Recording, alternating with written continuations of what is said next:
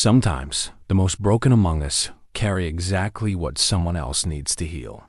Sometimes, a simple act of kindness can ripple through generations in ways we never imagine. In Lancaster County, where the Amish live by old ways and simple faith, Eli Yoder has been walking through his days like a ghost ever since his wife passed 3 years ago. His farm still runs, his chores still get done, but the joy went out of his life when she did. Then on a cold November night, a 17-year-old homeless girl named Skye shows up at his barn door, desperate and alone. She asks for nothing more than a warm place to sleep, but what happens next will change both their lives forever. This is the story of how two strangers became family, how grief turned into grace, and how one winter transformed everything they thought they knew about love and belonging. But what neither of them realized was just how much they needed each other. Before we jump back in, tell us where you're tuning in from. And if this story touches you, make sure you're subscribed, because tomorrow I've saved something extra special for you. The kitchen chair sat empty again this morning, just as it had every morning for the past 3 years. Eli Yoder paused in the doorway, coffee mug steaming in his weathered hands, and looked at the chair that had been Sarah's favorite spot. She used to sit there with her own cup, watching the sunrise paint the fields gold through the window, planning her day in the garden or discussing which of the heifers might be ready to calve soon. Now the chair collected dust and morning light, and Eli had learned to look past it rather than at it. He moved to the opposite side of the kitchen table, the same spot he'd taken every morning since the funeral. The routine had become as automatic as breathing wake at 4:30. Dress in the same plain clothes hanging on the same wooden pegs, milk the cows, feed the horses, collect eggs from the henhouse, return for breakfast alone. The November air bit sharp against his face as he stepped onto the porch, pulling his black wool coat tighter. At 68, Eli had weathered enough Pennsylvania winters to read the sky like scripture. This morning's gray promised snow before evening, the kind of snow that would blanket the county in silence and make the roads impassable for days. His boots crunched through frost-brittle grass as he made his way to the barn. The familiar smells of hay and livestock welcomed him, scents that had been part of his life since childhood, when his father had taught him to milk by hand, and his mother had shown him how to read the moods of horses by the way they held their ears. The cows lowed softly in recognition as he entered their stalls. Bessie, the old Holstein who'd been Sarah's particular favorite, nudged his shoulder with her massive head. For just a moment, Eli allowed himself to remember Sarah's laugh. When Bessie had done the same thing to her, how she'd scratched behind the cow's ears and talked to her like an old friend. "Good morning, girl," he murmured, settling onto the milking stool. The rhythm of his hands against the warm flanks brought the kind of peace that only came with work done the same way for decades. This was what sustained him now, the unthinking patterns of farm life, the needs of animals that didn't care about his grief, the seasonal cycles that continued regardless of personal loss. But even in the barn's familiar comfort, reminders of Sarah lingered. Her garden tools still hung on their hooks along the far wall, untouched since the morning she'd set them there before going inside to rest, the rest that had stretched into the long sleep from which she never woke. The tools seemed to wait for her return, the hand cultivator she'd used to tend her tomatoes, the small spade perfect for transplanting seedlings, the watering can with the dent from when she dropped it that summer. They'd laughed until their sides ached over something he couldn't even remember now. Eli finished the milking and moved on to the horses. Thunder, his old Percheron gelding, whickered softly and accepted the handful of oats with the gentle manners Sarah had always admired. "Easy does it, old friend," Eli said, running his hand along the horse's neck. Thunder was getting on in years, just like his master, moving a little slower each season but still willing to pull the plow when needed. The henhouse yielded 15 eggs, a good count for late November. The chickens had been Sarah's domain mostly, and she'd known each hen by name and temperament. Now Eli collected their offerings with efficient care, but without the cheerful chatter Sarah used to provide. The hens seemed to sense the difference, regarding him with bright, suspicious eyes as if wondering where their favorite human had gone. By the time he returned to the house, the sun had cleared the horizon, throwing long shadows across the farmyard.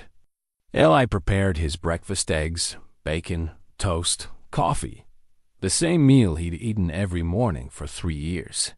He ate standing at the counter, looking out the window at the fields he and Sarah had worked together for 42 years of marriage. The land stretched away in gentle rolls, brown now with late autumn, waiting for winter's rest. In the spring, he'd plant corn and soybeans again, tend a vegetable garden that Sarah had loved, maintain the farm that had been in his family for 4 generations. But increasingly, he wondered why. His daughter Rebecca lived 3 states, away in Ohio with her husband and children, visiting perhaps twice a year, and then only briefly, the visits strained with unspoken tensions that had built up over the years. The Amish community of Lancaster County still surrounded him. Of course, his neighbors would help if he asked, and the bishop still checked on him regularly. But Eli had grown comfortable with solitude, perhaps too comfortable. He attended church services when they were held in his district, participated in barn raisings, and harvest help when called upon, but he found himself declining more social invitations, choosing the quiet of his farm over the well-meaning company of people who didn't quite know what to say to a man whose grief had settled into his bones like winter cold. The phone in the barn, the one concession to modern life that the church allowed for emergencies and necessary business, had rung twice this week. Once from Rebecca, their monthly conversation that covered weather and health and grandchildren he saw too rarely. Once from his neighbor Jonas, asking if Eli needed help with anything before the weather turned. Both calls had been kind, dutiful, brief.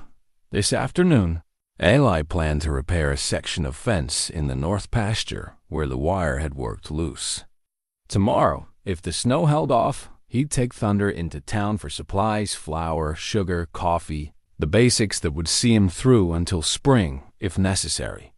The routine tasks filled his days and tired him enough to sleep, which was all he asked of life now. Sarah used to tease him about being set in his ways, about following the same patterns year after year.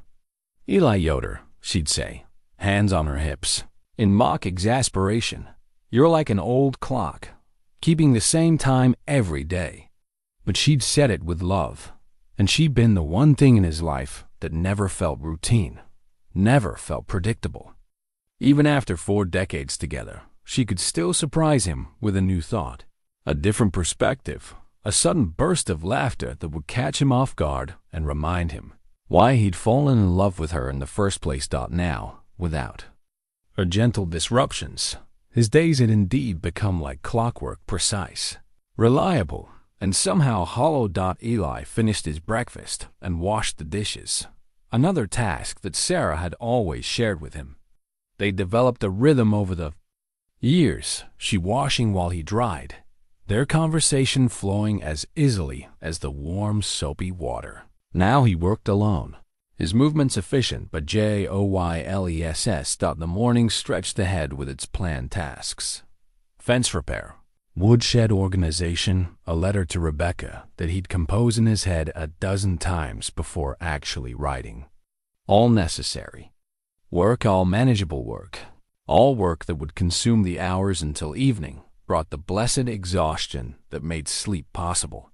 He pulled on his work coat and headed back outside, where the November wind had picked up, carrying the sharp promise of winter. The fence repair would take most of the morning, and if he worked steadily, he might finish before the snow began. It was good work, honest work, the kind that had sustained generations of his family on this land. But as he gathered his tools and walked toward the north pasture, Eli couldn't shake the feeling that he was simply going through the motions of living rather than actually living. The farm ran smoothly, The animals were well cared for, the bills were paid, and the routines were maintained. Yet something essential had died with Sarah, some spark that had made all the work feel worthwhile. He paused at the gate to the pasture and looked back at the house, solid and weathered, built by his grandfather's hands and maintained by 3 generations of Yoder men. It was a good house, a house that had sheltered love and laughter, arguments and reconciliation, births and deaths. A house that now felt too large for one man and his memories. The wind gusted again, sending dry leaves skittering across the farmyard, and Eli turned his attention to the fence. Work was the answer, had always been the answer. Work and faith and the turning of seasons that reminded him, whether he wanted reminding or not, that life continued its ancient rhythms regardless of personal sorrow. But tonight, as every night, he would sit in his chair, not Sarah's, never Sarah's, and read from the same Bible they'd shared, and wonder if this careful, quiet existence was all that remained of his story. The snow had been falling for 3 hours. When Eli heard the sound, he'd been sitting in his reading chair, the old leather recliner that had molded itself to his shape over the years, working his way through the evening scripture by lamplight. The grandfather clock in the hallway had just chimed 9, a clock when something made him look up from the warm pages of his Bible. At first, he thought it might be thunder restless in his stall, or perhaps one of the cows having trouble settling for the night. Farm animals had their own language of sounds, complaints, and contentments that Eli had learned to interpret over decades of tending them. But this was different, a hesitant scratching, almost too quiet to be certain he'd heard it at all. Eli marked his place in the Bible and set it aside, moving to the window that faced the barnyard. The snow fell steadily now, thick flakes that caught the light from the house and swirled in lazy patterns before settling on the already white ground. In a few more hours, the roads would be impassable, and Lancaster County would settle into the kind of deep quiet that only came with heavy snow. The sound came again, clearer this time. Someone or something was at the barn door. Eli reached for his coat and boots, his mind running through possibilities. A stray dog seeking shelter, perhaps, or a raccoon bold enough to investigate the barn's warmth. It wouldn't be the first time a wild creature had found its way to his door during a storm, but as he stepped onto the porch, pulling the door closed behind him against the wind, he saw a shape huddled against the barn's main entrance that was definitely human. The figure was small, wrapped in what looked like a dark jacket far too thin for November weather and shaking with cold. As Eli approached, his boots crunching through the snow, the person looked up with eyes that caught the light from the house like a startled animal's. It was a girl, maybe 16 or 17, with dark hair plastered to her head by melting snow and skin pale with cold. She clutched a torn backpack against her chest like a shield, and when she saw Eli coming toward her, she scrambled to her feet with the quick, defensive movements of someone accustomed to running. "Please," she said, her voice barely audible above the wind. I don't want to cause trouble. She gestured toward the barn with one shaking hand. "Can I sleep in your barn? Just tonight? I'll leave in the morning, I promise." Eli stopped a few feet away, studying her face in the dim light.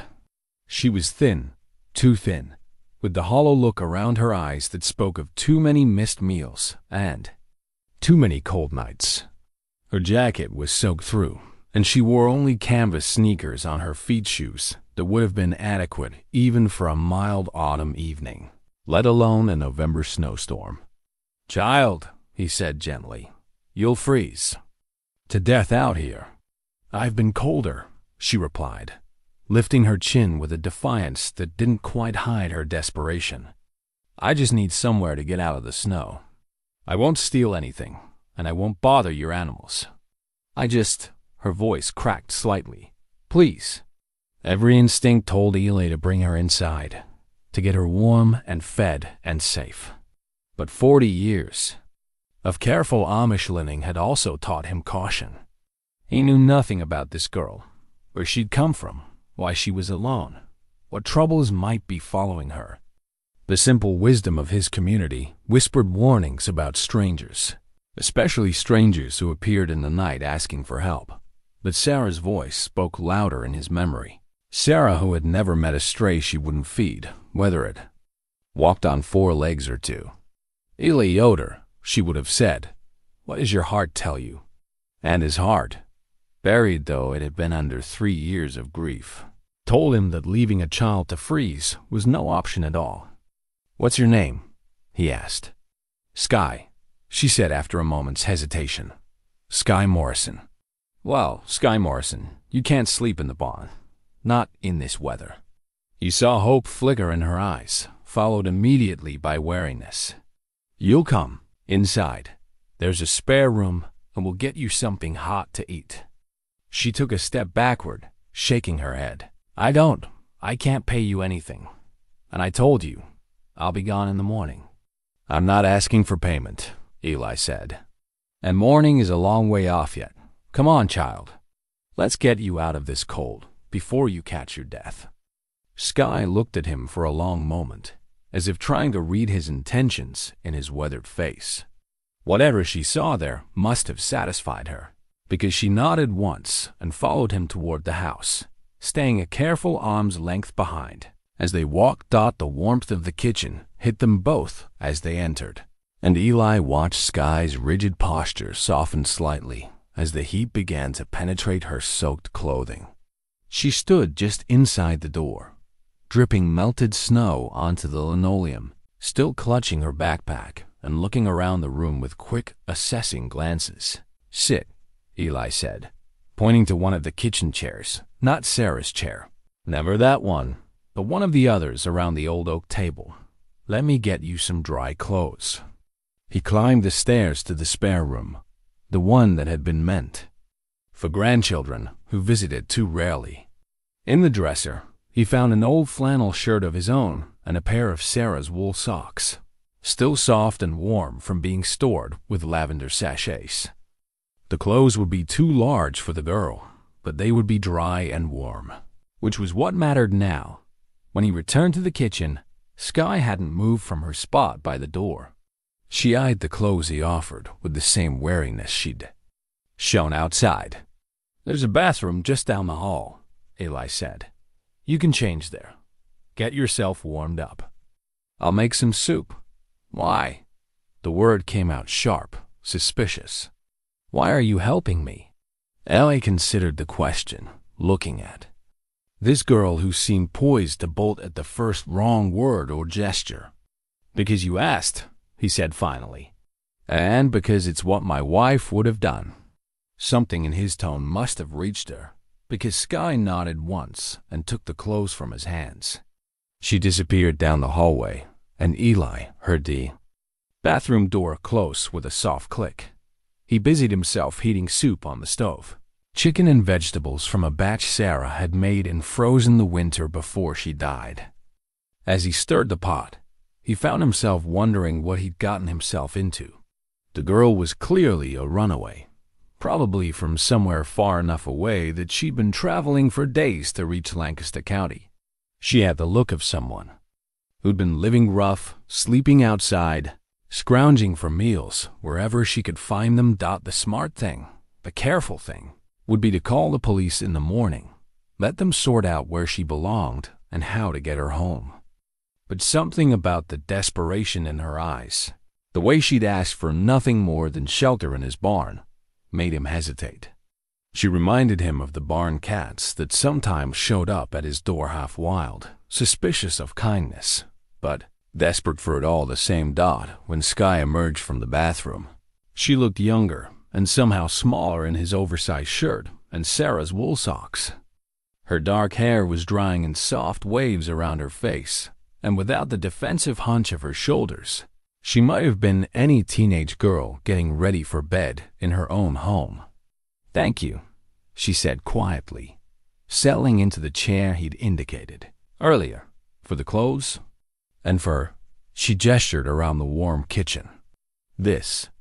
Eli ladled soup into a bowl and set it before her, along with fresh bread and butter. He watched her eat with the careful control of someone who had learned not to waste food, who never knew when the next meal might come. She was polite, proper even, saying please and thank you, but her eyes never stopped moving, cataloging exits, and assessing threats even in the safety of his kitchen. "How long have you been on the road?" he asked gently. Skye's spoon paused halfway to her mouth. "A while," she said after a moment. "I'm not in trouble with the law or anything, if that's what you're worried about. I needed to leave home."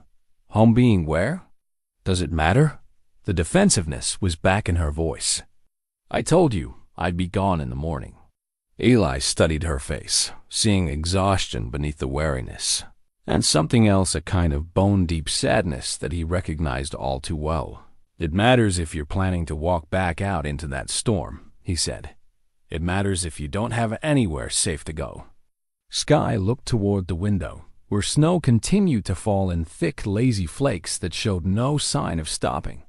When she turned back to him, some of the fight had gone out of her expression. "I don't," she admitted quietly. "Have anywhere safe to go, I mean. But I'm used to taking care of myself." "I can see that," Eli said. "But everyone needs help sometimes. Even stubborn old farmers and runaway girls." She almost smiled at that, the first crack in her carefully maintained armor.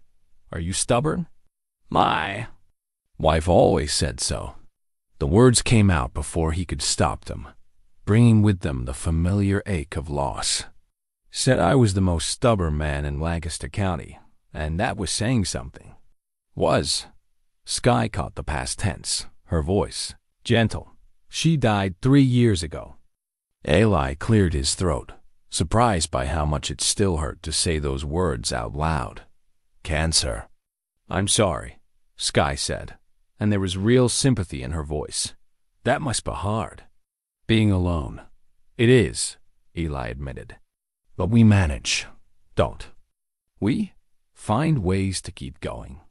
They sat in comfortable silence for a moment, two people who understood something about loss, sharing the quiet warmth of the kitchen while the storm raged outside.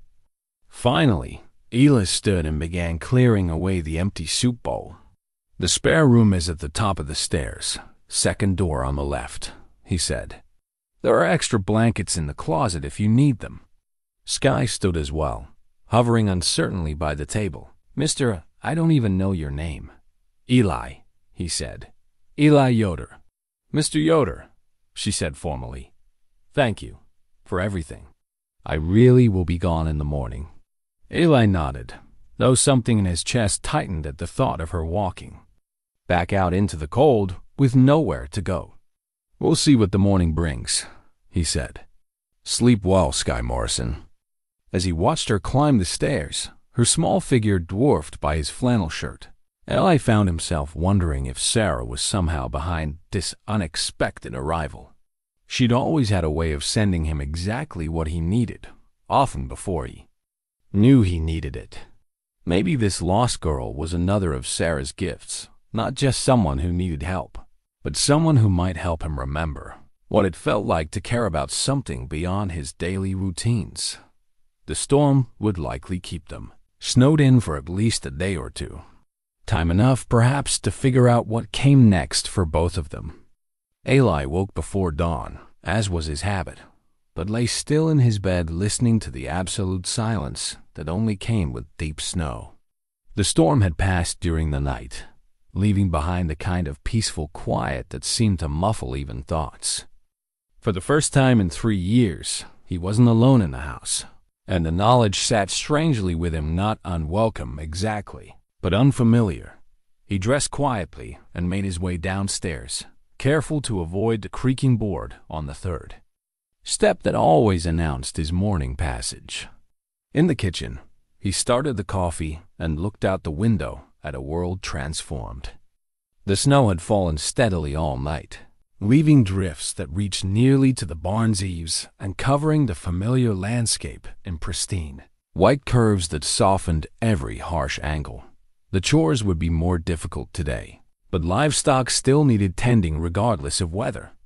He pulled on his heaviest coat and boots, grabbed a snow shovel, and headed outside into air so cold it made his lungs burn. The barn was warm compared to the outside, heated by the bodies of animals and insulated by hay. The cows welcomed him with their usual low greetings, and thunder nickered softly from his stall. As Eli worked through the familiar routine of feeding and milking, he found his thoughts returning to the girl upstairs. In daylight, with the crisis of the storm past, he wondered again what he'd gotten himself into. She was running from something, that much was clear. But whether she was a victim fleeing abuse or a troublemaker escaping consequences remained to be seen. Her careful politeness suggested good upbringing, but awareness spoke of hard experience. She couldn't be more than 17, yet she carried herself with the guarded caution of someone much older. When he returned to the house with fresh milk and eggs, the smell of coffee filled the kitchen, but no sign of Skye. He set about making breakfast, eggs, bacon, toast, doubling the portions out of habit more than conscious decision. The grandfather clock chimed 7, then 7:30, and still no movement from upstairs. Eli found himself torn between letting her sleep and worrying that she might have slipped away during the night. The snow would have made escape difficult, but not impossible for someone determined enough. He climbed the stairs and paused outside the spare room door, listening for any sound of movement within. "I'm awake," came Skye's voice, muffled but alert. "I can smell breakfast." "It's ready when you are," Eli called back, relieved despite himself. When she appeared in the kitchen 10 minutes later, she was wearing the same clothes from the night before, his flannel shirt and her own jeans, now dry. She'd braided her dark hair back from her face, and in the morning light, Eli could see that she was prettier than he'd realized, with delicate features and expressive dark eyes that seemed to take in everything at once. "The snow's pretty deep," she said, moving to the window. It wasn't quite a question, but Eli heard the undertone. 3 feet at least, he confirmed, setting a plate before her. "Roads will be impassable for a day or two." Something flickered across her face, relief or disappointment. He couldn't tell which. She sat at the table, the same chair she'd occupied the night before, and looked at the generous breakfast with surprise. "You don't have to feed me," she said. "I mean, you've already done enough." "Can't have you going hungry under my roof," Eli replied, settling across from her with his own plate. Besides, cooking for one has never felt natural. They ate in companionable silence, the only sounds the soft scraping of forks against plates and the occasional pop from the wood stove. Skye ate with the same careful control he'd noticed the night before, but she seemed more relaxed in the morning light, less poised for flight. "I'll help with chores," she said suddenly, "to pay for the food and the room. I'm not afraid of work." Eli studied her face, seeing determination in the set of her jaw. "You know anything about farm work?" "Some," she said. "I've had different jobs. I learn fast."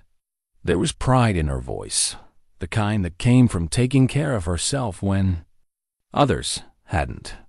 Eli recognized it because he'd heard it in his own voice as a young man, fresh from his father's farm and determined to prove himself in the world. "Well," he said finally, "there's always work to be done on a farm, especially after a storm like this." After breakfast, Eli retrieved one of Sarah's old winter coats from the closet, a heavy wool garment that would dwarf Skye's small frame but keep her warm. He found boots too, sturdy leather ones that Sarah had worn for outdoor work, only a size too large but serviceable with thick socks. "These were my wife's," he said, offering them to Skye. For a moment, he wondered if he was making a mistake, if Sarah would have minded him sharing her things with a stranger. But the thought came with Sarah's imagined voice, warm with gentle mockery. "Eli Yoder, what good are warm clothes to a dead woman? Let the child be comfortable." Skye took the coat and boots with a reverence that suggested she understood their significance. "Are you sure?" she asked quietly. She would have wanted them used, Eli said simply. Come on, let's get you acquainted with the animals.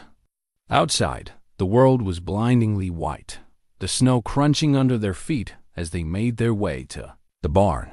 Skye moved carefully, unused to the deep drifts, but she didn't complain or ask for help. She listened intently as Eli explained the routine, which animals needed what kind of feed, how to read their moods and health, the small signs that indicated contentment or distress. Thunder was the first to win her over. The big Percheron extended his head over the stall door, blowing warm breath in gentle breathing. Skye approached cautiously, extending her hand palm up as Eli had shown her. He's beautiful, she said softly, stroking the horse's neck. I've never been this close to one before. Thunder's getting on in years, but he's got a good heart, Eli said. My wife always said you could tell a person's character by how they treated animals. What does that say about me? Skye asked, still focused on the horse. That you've got gentle hands and a good instinct, Eli replied. Thunder doesn't warm up to everyone so quickly. She helped him distribute hay to the horses and cattle, working steadily despite the unfamiliar tasks. When they moved to the chicken coop, she surprised him by gathering eggs with confident efficiency. I worked at a place with chickens once, she explained when she saw his questioning look. Foster home outside Pittsburgh. The woman raised them for eggs. It was the first real detail she'd volunteered about her past, and Eli didn't push for more. But the mention of foster care filled in some of the gaps in his understanding. A girl who'd been through the system would have learned self-reliance early, would have developed the wariness he saw in her interactions with the world. Back in the barn, as they finished the morning chores, Skye worked with focused attention, asking questions when she needed guidance, but figuring out most tasks on her own. She handled the animals with respect and care, following Eli's instructions precisely. You're a quick learner, he told her as they prepared to head back to the house. Had to be, she said simply. Places I've been, you learn fast or you don't. Survive. The words were matter-of-fact, without self-pity, but they hit Eli like a physical blow. This girl, barely old enough to drive, spoke of survival with the casual acceptance of someone who'd had to grow up too. Fast thought as they walked back through the snow toward the warm glow of the kitchen windows. Eli found himself hoping the roads would stay impassable for more than just a day or two. Not because he wanted to trap Skye here, but because something in her careful competence and quiet gratitude reminded him of what it felt like to be needed, to have his knowledge and experience matter to someone else's well-being. Sarah's quilt lay folded on the spare room bed upstairs, the wedding ring pattern she'd stitched in the early years of their marriage. Tonight, perhaps, he would offer it to Skye for extra warmth.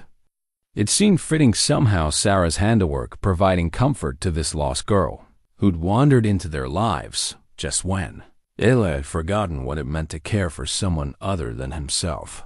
The thought came with a mix of hope and trepidation. Caring meant risking loss, and Eli wasn't sure his heart could bear another goodbye.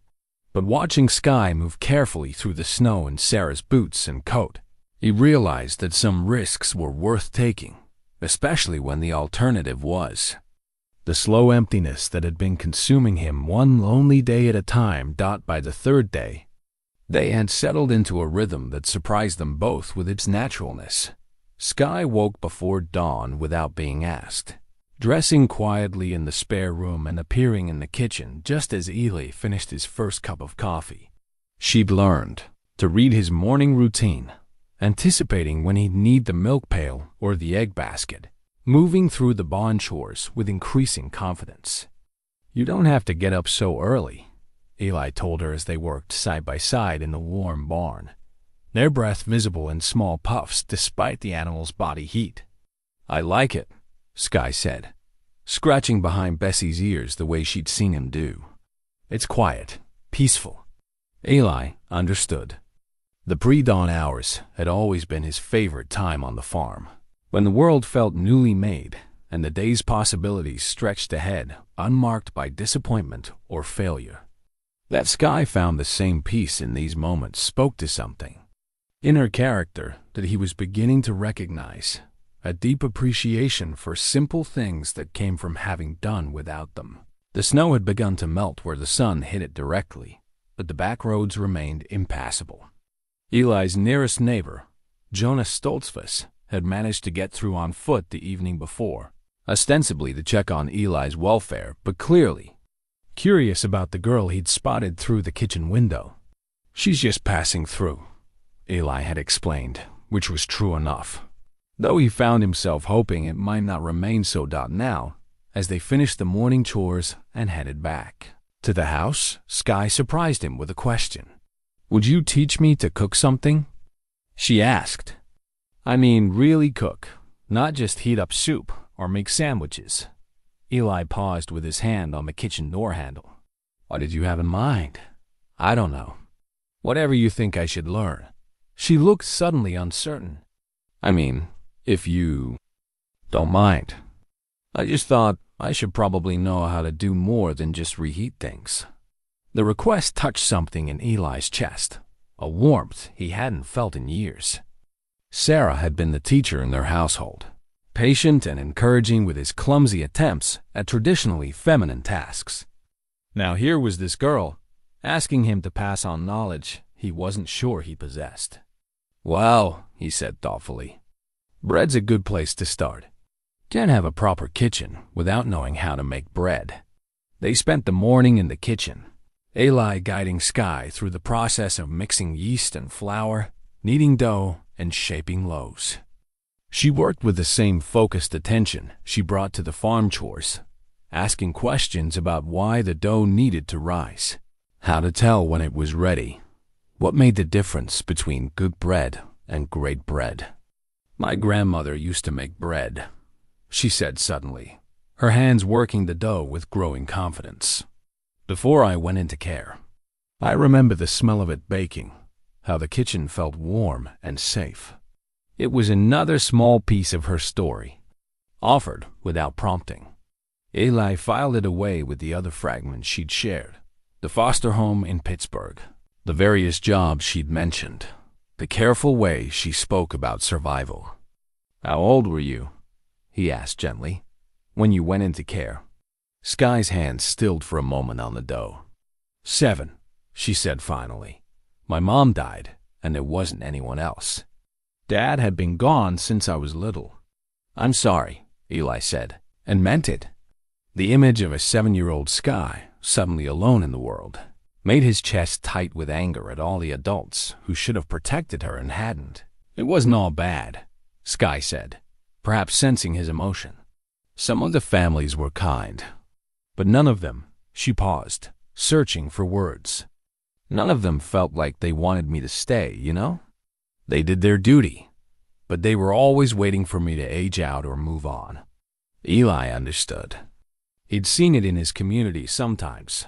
Families who took in children out of obligation rather than love, who provided for physical needs while withholding the emotional connection that made a house into a home. "What happened when you aged out?" he asked.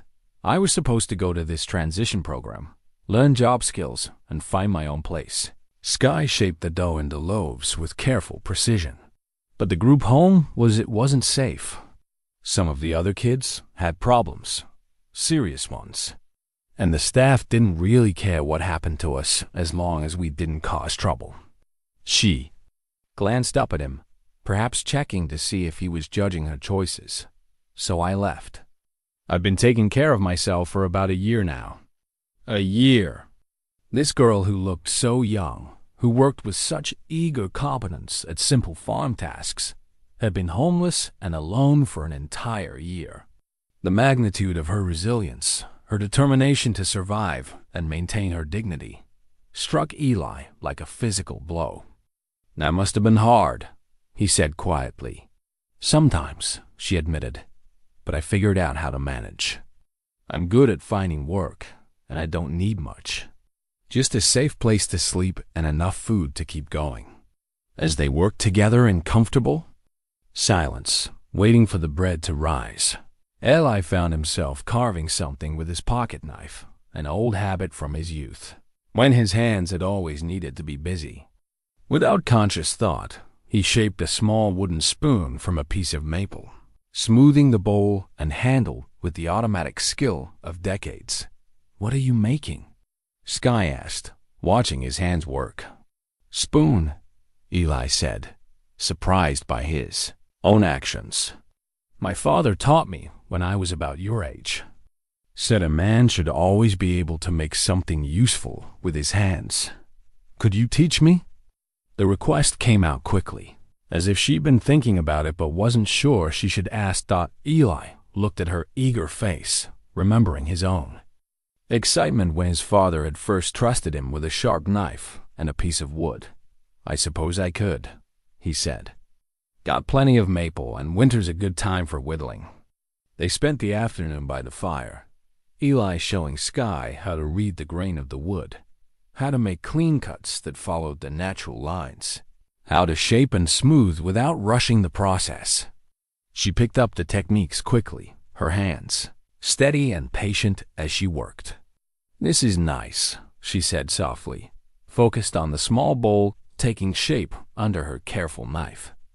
"Having someone teach me something just because they want to, not because they have to." The words hit Eli with unexpected force. He realized that he was enjoying the teaching as much as she was enjoying the learning, that having someone genuinely interested in his knowledge and experience was feeding something in his soul that had been starving since Sarah's death. "My wife always said teaching was one of the best parts of marriage," he said.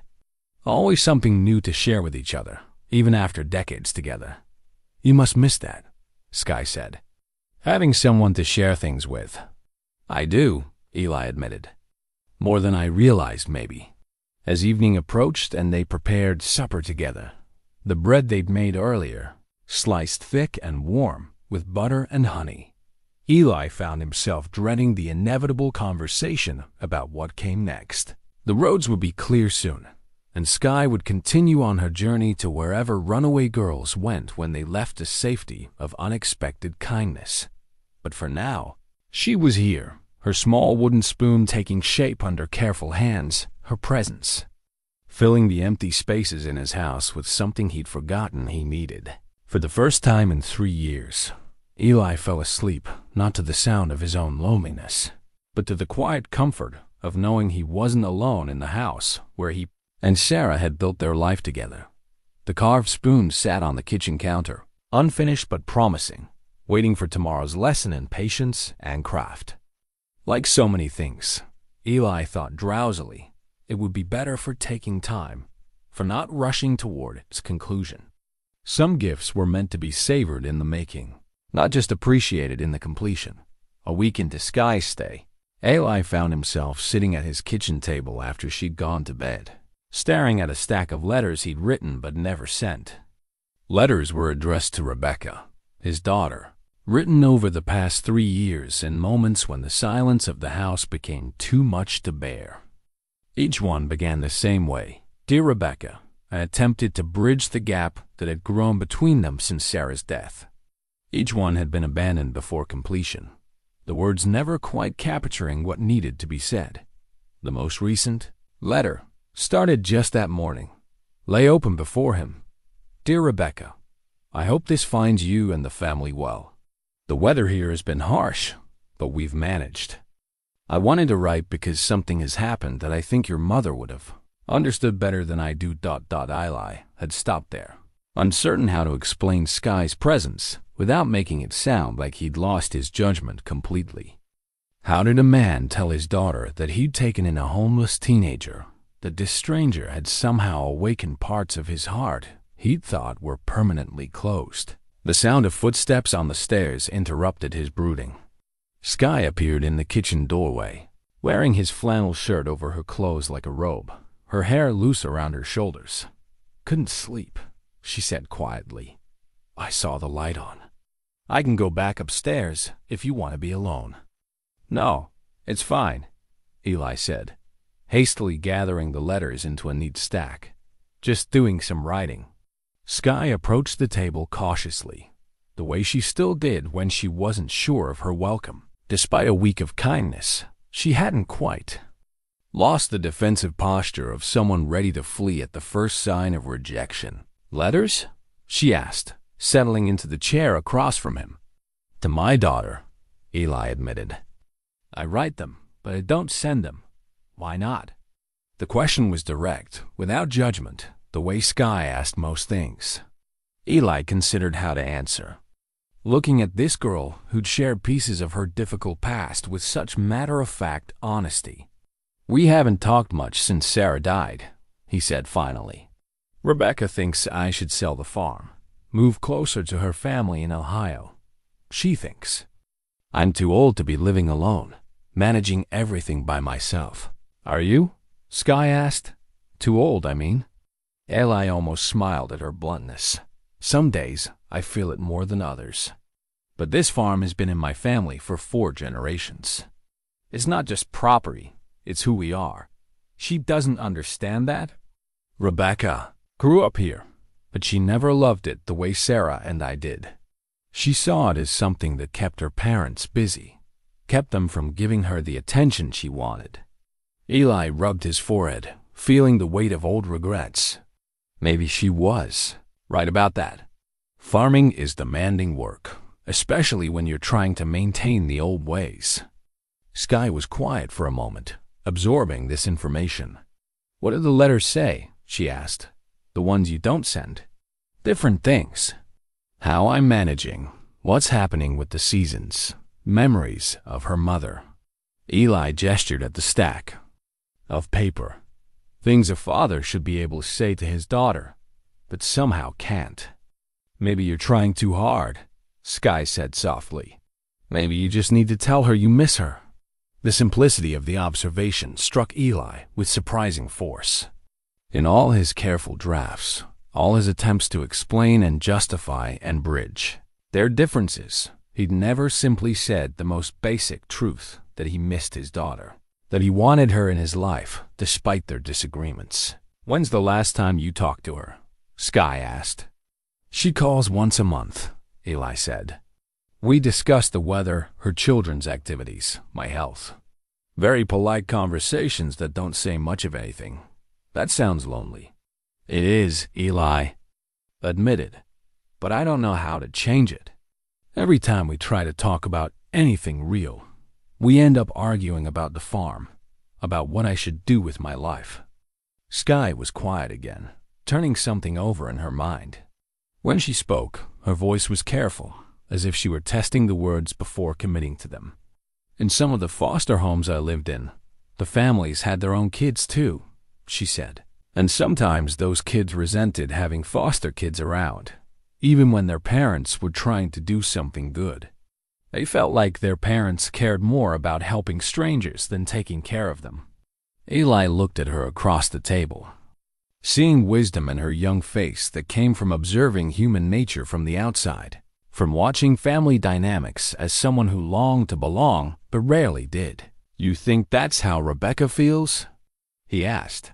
"I don't know your daughter," Skye said, "but maybe she's not just worried about you being alone on the farm. Maybe she's worried that you chose the farm over her, that you still choose it over her." The words hit Eli like a physical blow, not because they were harsh, but because they rang with truth. How many times over the years had he chosen farm work over family time, justified his priorities by telling himself he was providing for his boys' family's future? How many school plays or family dinners had he missed because the crops needed tending or the animals needed care? "Sarah used to say I needed to be more present," he said quietly. "Not just physically present, but really there, really listening." "It's not too late," Skye said. "Maybe that's what the letters should say. Not explanations or justifications, just, 'I'm sorry, and I miss you, and I want to do better.'" They sat in comfortable silence for a few minutes, the kitchen warm and quiet around them. Finally, Eli pulled a fresh sheet of paper from the drawer and picked up his pen. "What are you doing?" Skye asked. "Starting over," Eli said, and began to write. "Dear Rebecca, I miss you. I miss your voice, your laugh, the way you used to help your mother in the garden when you were small. I miss the conversations we used to have before everything got so complicated between us. I know I haven't been the father you needed, especially these past few years. I know I've put the farm first too many times, and I know that hurt you. I'm sorry for that. I'm sorry for a lot of things. Something has happened here that I want to tell you about. But first, I want you to know that whatever happens with the farm, whatever decisions I make about my future, you and your family matter more to me than anything else. Asterisk. Eli paused, looking at what he'd written. The words felt more honest than anything he'd managed in years of careful letters. That's good, Skye said softly. That sounds like something a daughter would want to hear. You think so? I think any daughter would rather have an honest father than a perfect one, she said. I think she probably misses you too. As Eli continued writing, filling the page with words that came more easily now that he'd stopped trying to craft them perfectly, he found himself thinking about the strange gift this homeless girl had brought into his life. Not just her company, though that had been precious, but her perspective, the outsider's clarity that allowed her to see patterns he'd been too close to recognize. When he finished the letter, he read it over once, then folded it and placed it in an envelope before he could second-guess himself. Will you send it? Skye asked. Yes, Eli said, surprising himself with the certainty in his voice. Tomorrow. Skye smiled, the first completely unguarded smile he'd seen from her since she'd arrived. I'm glad, she said. Everyone deserves to know they're missed. Later, after Skye had returned to her room and the house had settled into quiet again, Eli sat looking at the sealed envelope. Outside, snow had begun to fall again, gentle flakes that would dust the world with fresh beauty by morning. Inside, the kitchen still held the warmth of honest conversation, of barriers carefully lowered and trust cautiously extended.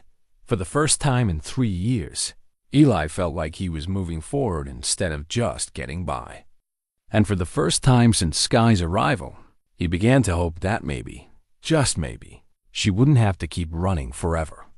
2 days after Eli mailed his letter to Rebecca, Jonas Stoltzfus appeared at the kitchen door with a thermos of coffee and the careful expression of a man on a mission. Morning, Eli, Jonas said, stamping snow from his boots on the porch. Thought I'd stop by, see how you're managing with all this weather. Eli knew better.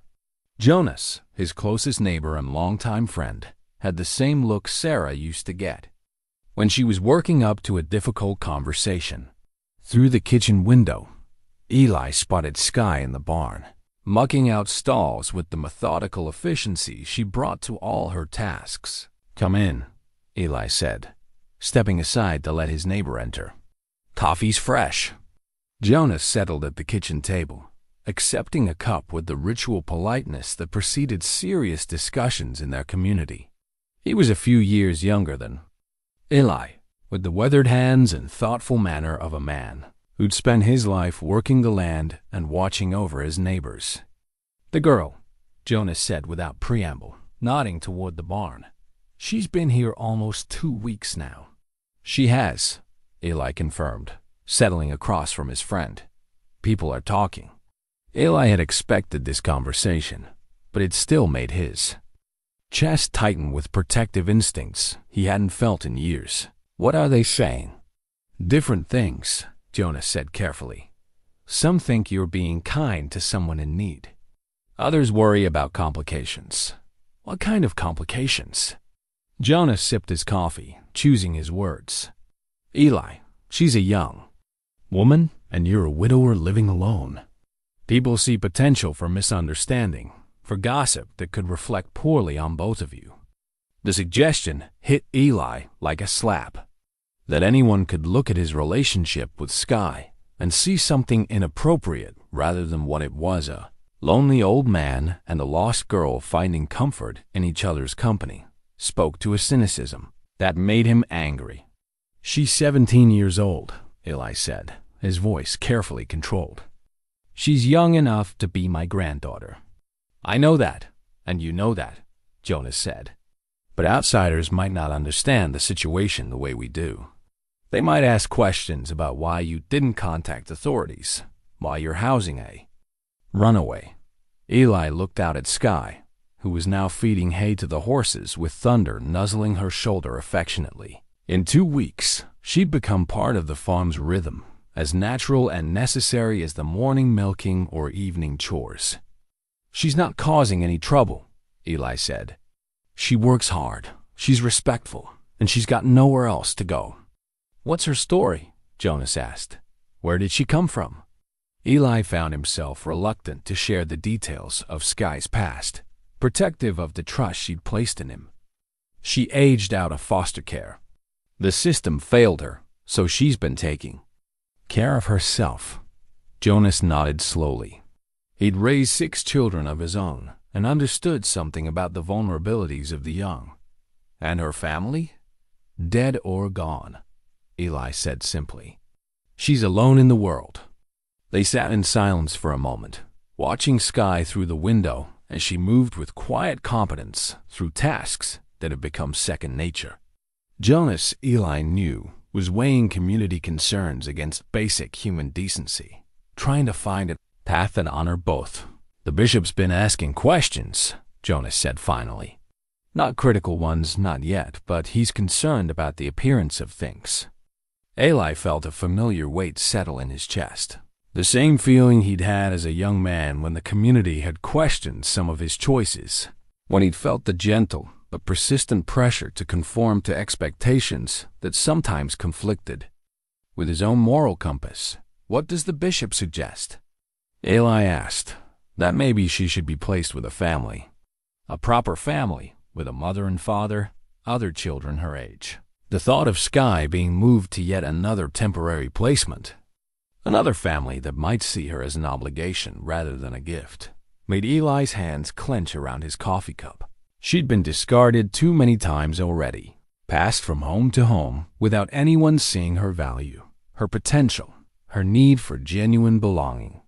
She doesn't need another placement, Eli said firmly. She needs a home. And you think you can provide that? Jonas asked gently. An old man living alone? Before Eli could answer, the kitchen door opened and Skye entered, bringing with her the cold air and animal scents of the barn. She stopped when she saw Jonas, her posture immediately shifting to the careful politeness she showed around strangers. "Good morning, Mr. Stoltzfus," she said quietly. "Good morning, Skye," Jonas replied, studying her with the assessing gaze of a man accustomed to reading character quickly. "How are you settling in?" "Fine, thank you," Skye said, moving to the front. Sink to wash her hands. "The animals are all fed and watered. I was thinking of working on the chicken coop this afternoon. Some of the wire needs mending." Eli watched Jonas take in this information, seeing how naturally Skye had integrated into the farm's operations, how she spoke of future tasks with the assumption that she'd be here to complete them. "You know about farm work?" Jonas asked. "I'm learning," Skye said. "Mr. Yoder is a good teacher." There was simple honesty in her voice, free of the defiance or defensiveness she'd shown in her first days. She spoke of Eli with respect and genuine affection, making it clear that whatever their relationship was, it was healthy and appropriate. Jonas seemed to hear this too. When Skye excused herself to go upstairs and change clothes, he waited until her footsteps faded before speaking again. "She seems like a good girl," he said finally. "She is," Eli replied. "Better than good. She's got a strength in her that comes from surviving things that would break most people. And she's got a kind heart, despite everything she's been through. But what's the long-term plan, Eli? She can't stay here indefinitely without some kind of formal arrangement." Eli had been avoiding this question, living day by day rather than facing the larger implications of Skye's presence. But Jonas was right. Eventually, decisions would need to be made, papers signed, official recognition given to what had grown between them. "I'd been thinking about that," Eli said slowly. About making it legal. Adoption, maybe, or guardianship. Jonas raised his eyebrows. At your age? Taking on the responsibility of raising a teenager? At my age, I know what matters, Eli replied. And what matters is that she has someone who cares about her future, someone who won't give up on her when things get difficult. What about Rebecca? How does she feel about this? The question brought a familiar tightness to Eli's chest. He'd mailed his letter to Rebecca 3 days ago, but hadn't yet received a response. The conversation about Skye was one they'd need to have, but he wasn't sure how his daughter would receive the news that he'd essentially adopted a stray teenager. Rebecca and I have some things to work through, Eli said carefully. But this isn't about her approval. This is about what's right. Jonas finished his coffee and stood, gathering his coat with the deliberate movements of a man who'd accomplished what he'd come to do. The community will support you if they believe this arrangement is in everyone's best interest, he said. But they'll need to see that it's proper, that boundaries are maintained, that the girl's welfare is truly being served. It is, Eli said firmly. She's thriving here. She's learning skills, gaining confidence, becoming part of something stable for the first time in her life. Then maybe you should make that clear to everyone, Jonas suggested. Have people over for dinner. Let them see how things really are. Show them that this is about family, not other complications. After Jonas left, Eli found himself in Sarah's old sewing room, looking through the chest where she'd kept her most precious things. At the bottom, wrapped in tissue paper, he found what he was looking for: Sarah's recipe box, a wooden container she'd painted with small flowers during their first year of marriage. The box held more than recipes. It held memories cards from family dinners, notes about which dishes the grandchildren preferred, reminders about seasonal traditions. It was Sarah's way of preserving not just how to make food, but how to make a home. That evening, as Skye helped him prepare dinner, Eli set the recipe box on the counter between them. What's this? She asked, running her fingers over the faded paint. Sarah's recipes, Eli said. I thought maybe you'd like to learn some of them. If you're planning to stay. Skye looked up at him, her eyes suddenly bright with unshed tears. Am I? Planning to stay, I mean? That depends, Eli said gently, on whether you want to. On whether you think this old farm and this stubborn old man are worth putting up with for the long haul. Yes, Skye said without hesitation. Yes, I want to stay. Then we'll need to make it official, Eli said. Talk to lawyers, fill out papers, make sure everything's legal and proper. Like adoption? Skye's voice was barely a whisper. Like family, Eli corrected. However, we need to make that happen. As they cooked together that evening, Skye carefully copying one of Sarah's chicken and dumpling recipes into a notebook of her own, Eli felt the last of his reservations dissolve. This girl belonged here, belonged with him, and he would do whatever it took to make sure she never had to run again. The recipe box sat open between them, its contents promising countless. Evenings like this, one shared work, shared stories, shared purpose. It was Sarah's final gift to them both, a bridge between the family that had been and the family that was becoming.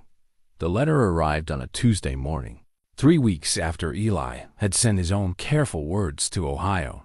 He recognized Rebecca's handwriting on the envelope, but something about the thickness of it, the way it seemed to carry more weight than a simple response, made his stomach tighten with apprehension. Skye was in the barn, working on the chicken coop repairs she'd promised. Jonas, her cheerful humming drifting through the morning air as she mended wire and reinforced posts. The sound had become one of Eli's favorite parts of the morning routine, evidence that his farm was alive again, that someone young and hopeful was making it better with her presence.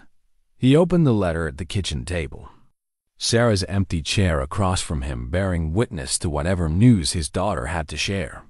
Dear Dad, your letter meant more to me than you probably know. I've been waiting for years to hear you say those things, to know that you missed me. As much as I missed you, I'm sorry too for being so stubborn about the farm, for not understanding how much it means to you, for letting our disagreements keep us from being close. I have news that I hope will make you happy. David got a promotion at work, which means we have more flexibility about where we live. We've been talking about it for months, and your letter helped us make a decision we've been putting off. We want to come home for Christmas. Not just to visit, but to stay for several weeks, maybe longer. The kids have never really gotten to know their grandfather, and I want them to understand where they come from, what this family means. I know this is short notice, and I know having house guests for an extended period won't be easy for you. But we could help with the farm work, and the children could experience the kind of childhood I had, the kind I didn't appreciate until I was older. David has some vacation time saved up, and the kids can do their schoolwork remotely for a few weeks. We're thinking of driving down the week before Christmas and staying through New Year's Day. Maybe longer if things go well. I hope you'll say yes. I hope we can finally have the conversations we should have had years ago. I hope we can be a family. Again, all my love, Rebecca P.S. I'm bringing the Christmas ornaments Mom left to me when she passed. I thought it was time they came home. Asterisk, Eli read the letter twice, his hands trembling slightly as he absorbed the magnitude of what Rebecca was proposing. His daughter, son-in-law, and grandchildren, 8-year-old Samuel and 6-year-old Emma, coming home for Christmas. The house filled with voices and laughter again, the farm bustling with activity, the kitchen table surrounded by family. It was everything he'd hoped for, but never dared to ask for. It was also a complication he hadn't anticipated when he'd opened his heart and home to Skye. The kitchen door opened, and Skye entered with her usual morning energy, bringing the smell of hay and fresh air with her. She stopped when she saw his expression, immediately alert to the shift in mood. "What's wrong?" she asked, settling across from him with the quick, economical movements that spoke of someone always ready to respond to crisis. "Not wrong, exactly," Eli said, handing her the letter. "Read this." Skye read in silence, her face carefully neutral in the way it became when she was processing difficult information. When she finished, she folded the letter neatly and placed it on the table between them. "That's wonderful," she said, her voice bright with forced cheer. "You must be so happy." "You've missed them." "I have," Eli agreed, studying her face. "But, Skye, I should go," she said quickly, standing and moving toward the door. "I mean, I should start making plans to leave. You'll want the house to yourself for your family." "Sit down," Eli said firmly. "We need to talk about this." Skye hesitated, clearly torn between flight and the obedience that had become second nature during their weeks together.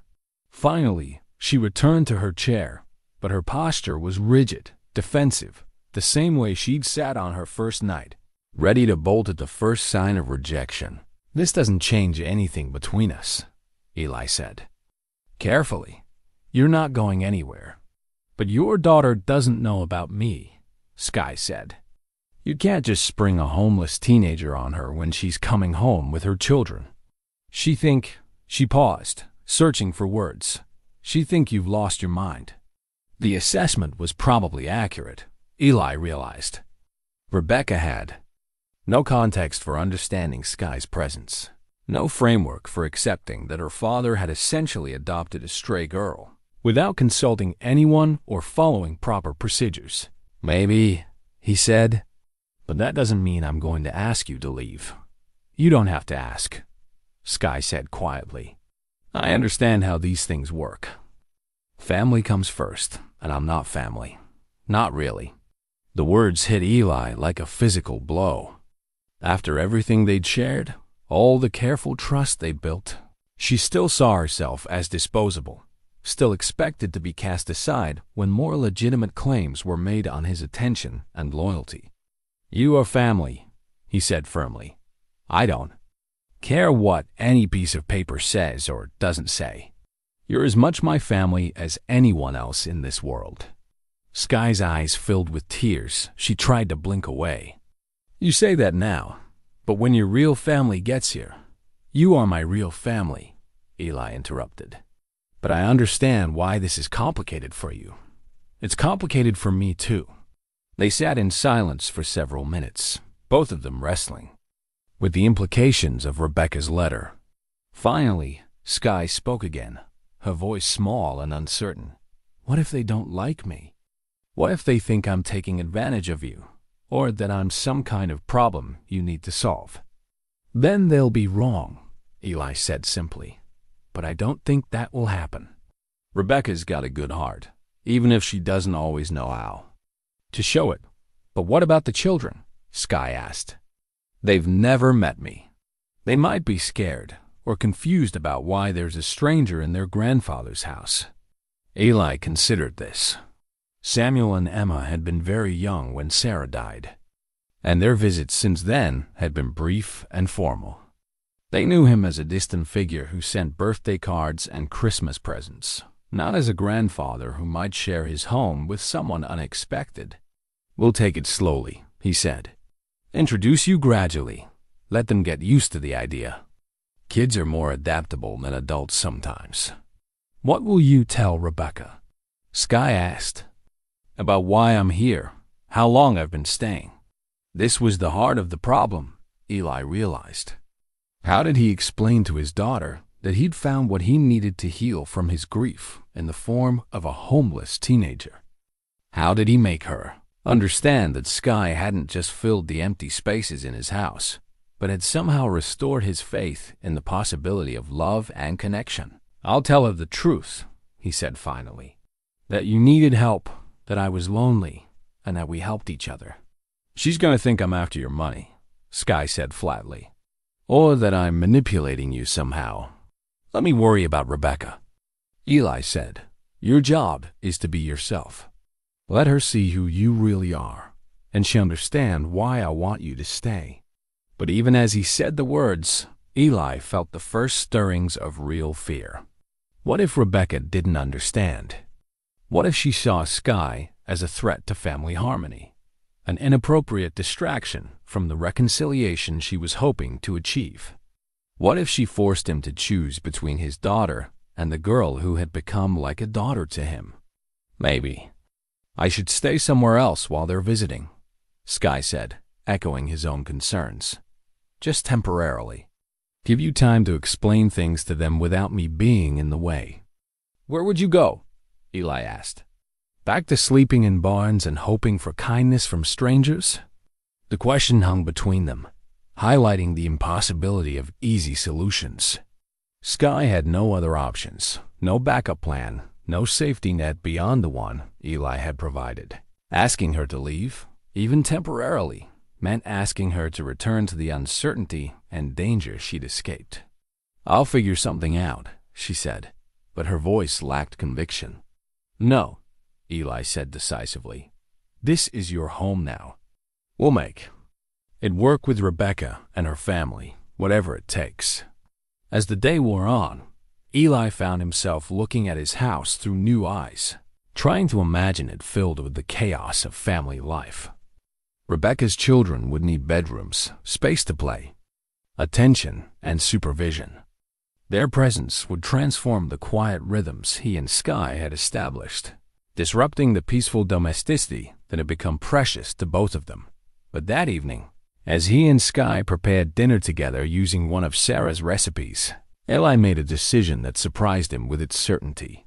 He would call Rebecca tonight, before she could make final travel arrangements. He would tell her about Skye, explain the situation honestly, and give her the choice of whether to proceed with her Christmas plans. It was a risk. Rebecca might decide that her father's judgment had become questionable, that the family reunion she'd proposed was no longer appropriate.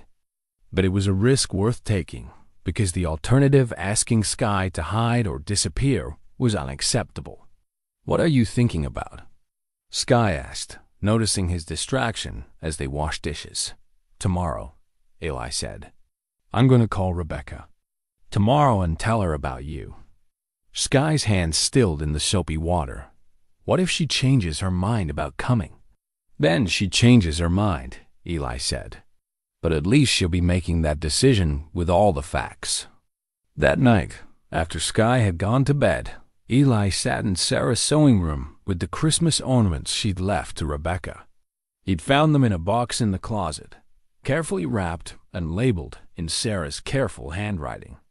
Angels and stars, bells and candy canes, each one tied to a memory of Christmases past when the house had been full of love and laughter. Sarah would have known what to do, he thought. She would have found a way to make everyone feel welcome, to blend old family and new into something beautiful and harmonious. But Sarah was gone, and he would have to navigate this delicate situation with only his own imperfect wisdom to guide him. The ornaments caught the lamplight, casting tiny rainbows on the wall, reminders of joy and celebration, of the possibility that this Christmas might mark not just Rebecca's homecoming, but the beginning of a new kind of family altogether.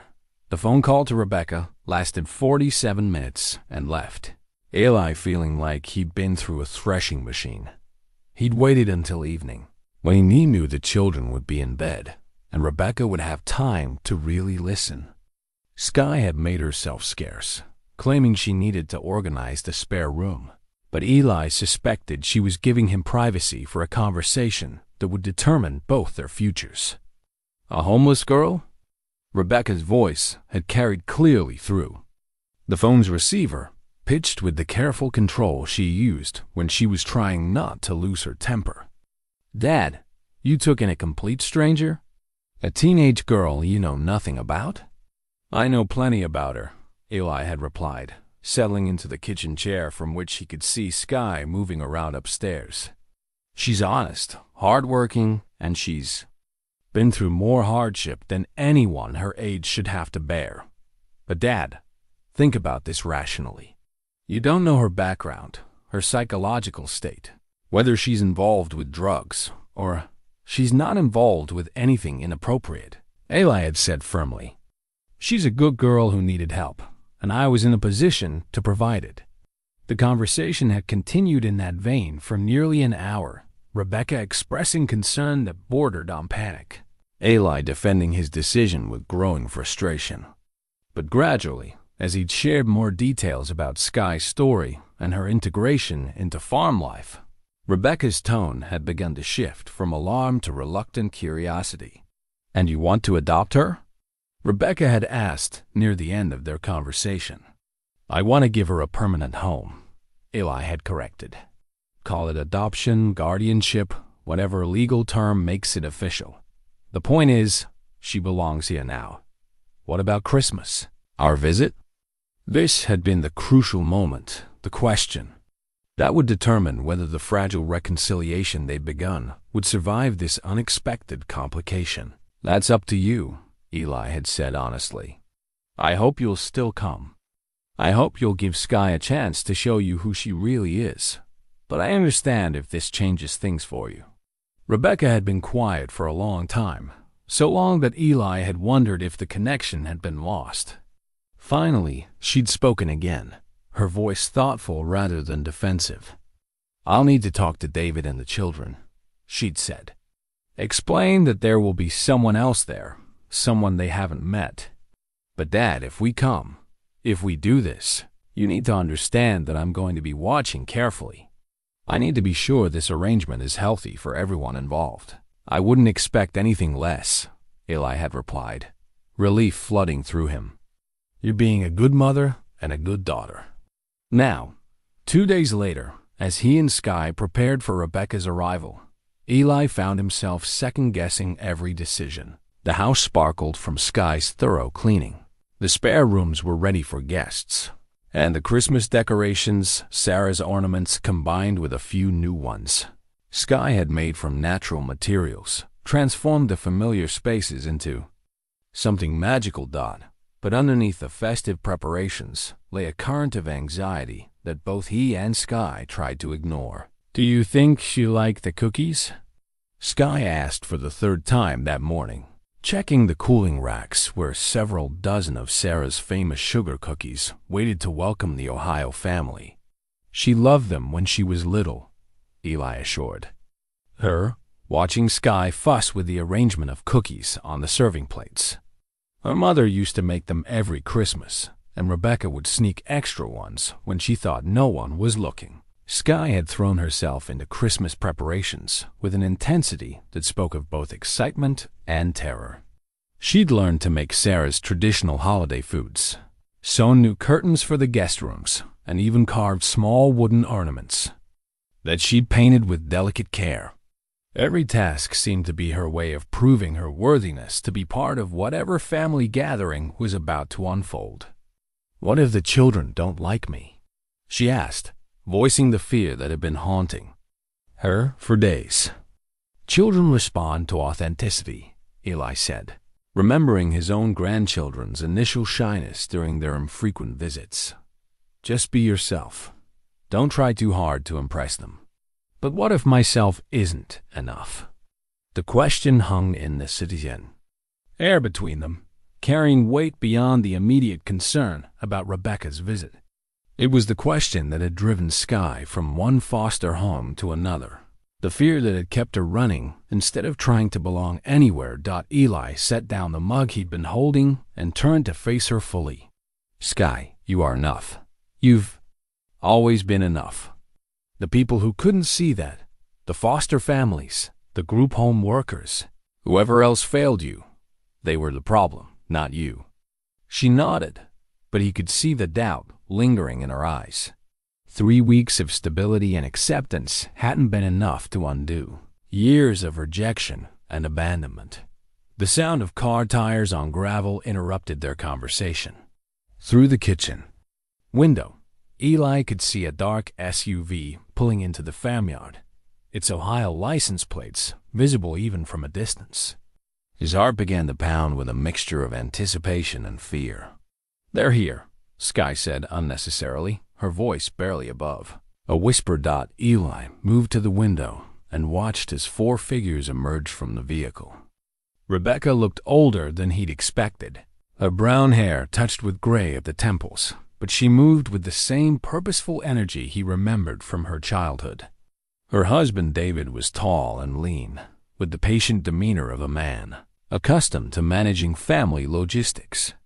The children Samuel and Emma stayed close to their parents, eyeing the unfamiliar surroundings with the mixture of curiosity and caution that came naturally to 8- and 6-year-olds. "Remember," Eli said quietly to Skye, "you belong here. This is your home, and they're the guests." Skye took a deep breath and smoothed her dress, one of Sarah's old ones that she'd altered to fit, navy blue with small white flowers that made her look young and innocent and utterly unthreatening. "I'll follow your lead," she said. They walked to the door together, Eli's hand briefly touching Skye's shoulder in a gesture of support and solidarity. Whatever happened in the next few minutes would set the tone for the entire visit, possibly for their entire future as a family. Rebecca reached the porch first, climbing the steps with the careful deliberation of someone trying to manage multiple layers of emotion. When Eli opened the door, she stood looking at him for a moment, taking in the changes 3 years had wrought, the lines around his eyes, the slight stoop to his shoulders, the way grief had settled into his features. "Dad," she said simply, and stepped forward into his embrace. The hug lasted longer than their usual polite greetings, carrying 3 years of missed conversations and unspoken apologies. When they separated, Rebecca's eyes were bright with unshed tears. "I've missed you," she said.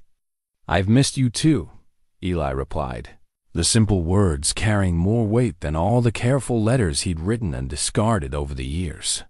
David and the children had reached the porch by then, and Eli embraced his son-in-law with genuine warmth before kneeling to greet his grandchildren. Samuel had grown tall and serious, with Rebecca's thoughtful eyes, while Emma remained small and energetic, bouncing slightly on her toes as she waited her turn for attention. "Grandpa Eli," Emma said, launching herself into his arms with the uninhibited affection of childhood. We drove forever and ever to get here. It's a long way from Ohio, Eli agreed, holding her close and breathing in the sweet scent of childhood that he'd almost forgotten. But I'm so glad you made the trip. Samuel approached more cautiously, offering a handshake that Eli accepted seriously before pulling the boy into a gentle hug. You've gotten so big, Eli told him. I'll bet you're a real help to your parents. As the family gathered on the porch, talking and laughing with the slightly forced cheer of people trying to overcome years of awkwardness, Eli became aware that Skye had stepped back into the doorway, making herself as inconspicuous as possible.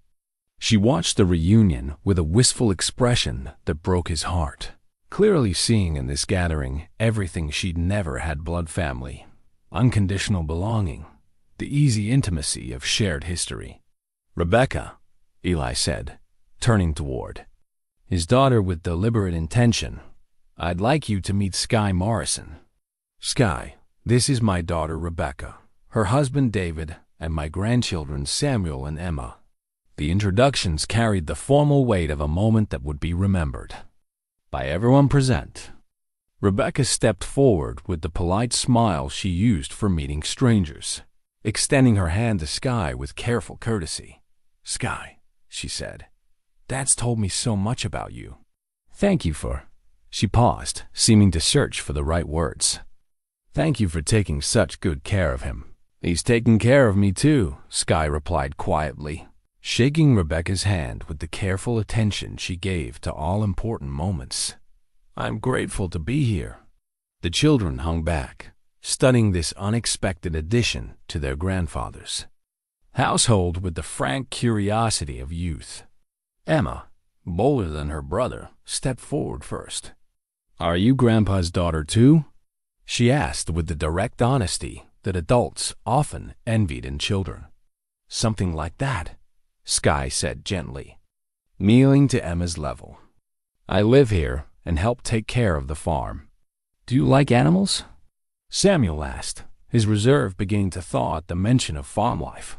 I love them, Skye said sincerely. Would you like to meet the horses after you get settled in? As they moved into the house, carrying luggage and bags of presents, Eli watched the delicate dance of introduction and assessment that would determine whether this experiment in blended family could succeed. Rebecca observed everything with careful attention. The way Skye moved through the house with comfortable familiarity, the evidence of her presence in small domestic touches, the genuine warmth in her interactions with the children. The kitchen, filled with the smells of fresh cookies and coffee, welcomed them all with its promise of comfort and nourishment.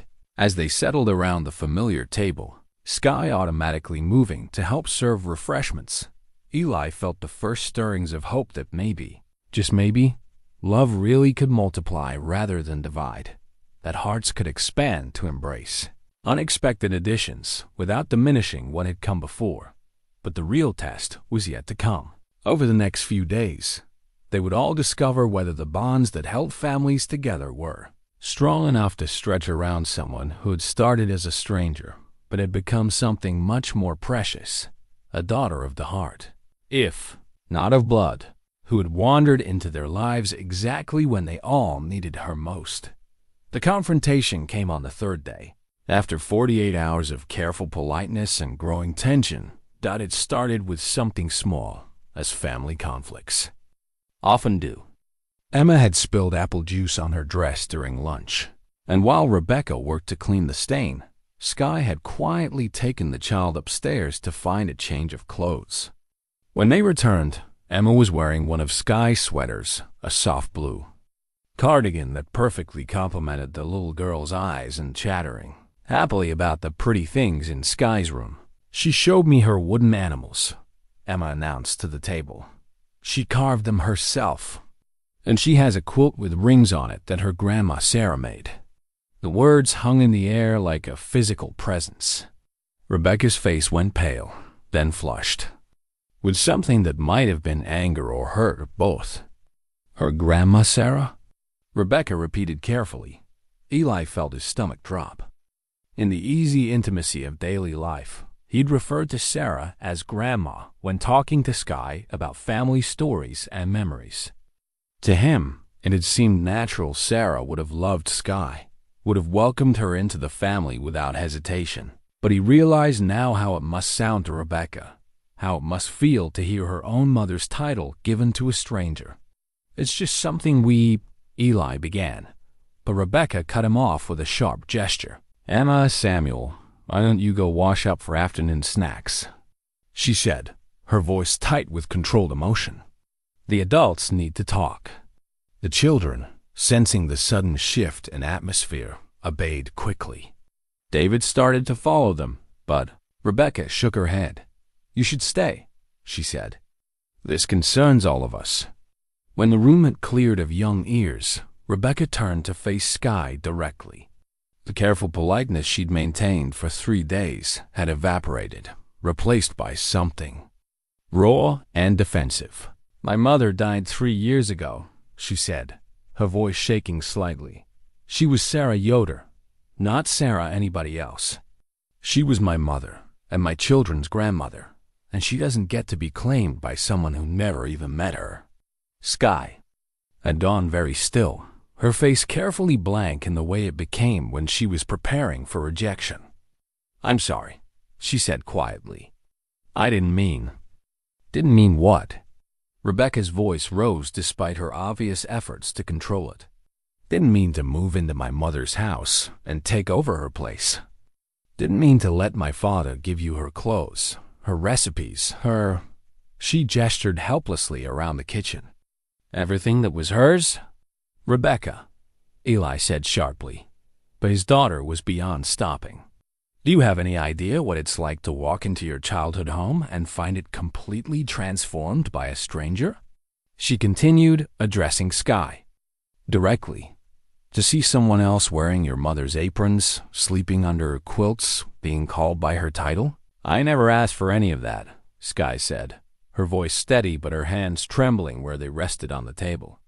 "I just asked to sleep in the barn. But you didn't stop there, did you?" Rebecca shot back. "You saw a lonely old man and a chance to—" "That's enough." Eli's voice cracked like a whip across the kitchen, silencing his daughter mid-sentence. "That's more than enough." Rebecca turned to him, her eyes bright with unshed tears. "Dad, can't you see what's happening here? This girl shows up out of nowhere, and suddenly you're ready to adopt her, to give her everything that should belong to your real family?" "She is my real family," Eli said firmly. "And if you can't see that, if you can't understand what she's brought to this house—" "What she's brought?"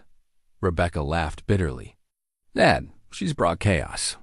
She's brought questions from the neighbors, concern from the community, and now she's brought confusion to your grandchildren about who belongs in this family and who doesn't." Skye stood abruptly, her chair scraping against the floor. "I should go," she said, her voice carefully controlled. "I should pack my things and—" "You're not going anywhere," Eli said, rising to face his daughter. "This is your home, and no one has the right to make you feel unwelcome here, even if that someone is your own daughter." Rebecca asked, pain clear in her voice now rather than anger.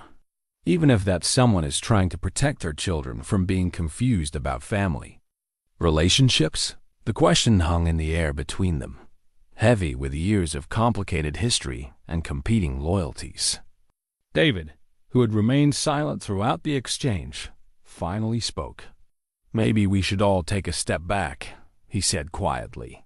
"This is obviously a sensitive situation, and emotions are running high.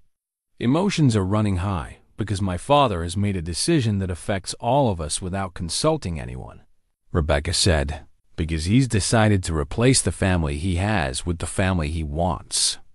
"I'm not replacing anyone," Eli said, his voice heavy with fatigue. "I'm trying to save someone who needs saving, the same way your mother would have done." "Don't you dare tell me what my mother would have done," Rebecca snapped. "Don't you dare use her memory to justify this This infatuation with playing savior to some runaway. The words hit their target with devastating accuracy. Skye flinched as if she'd been physically struck, and for a moment, the careful composure she'd maintained throughout the confrontation cracked completely. "I never asked them to save me," she said, her voice barely above a whisper. "I just asked for one night in the barn. I never asked for any of this."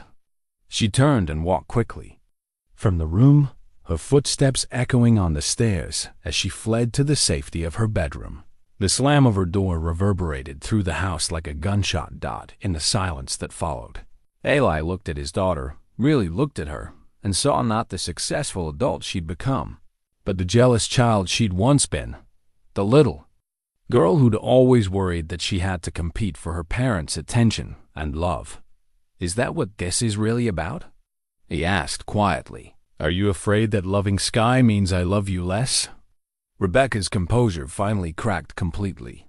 Tears began to flow down her cheeks as she sank into the nearest chair. "I don't know," she whispered.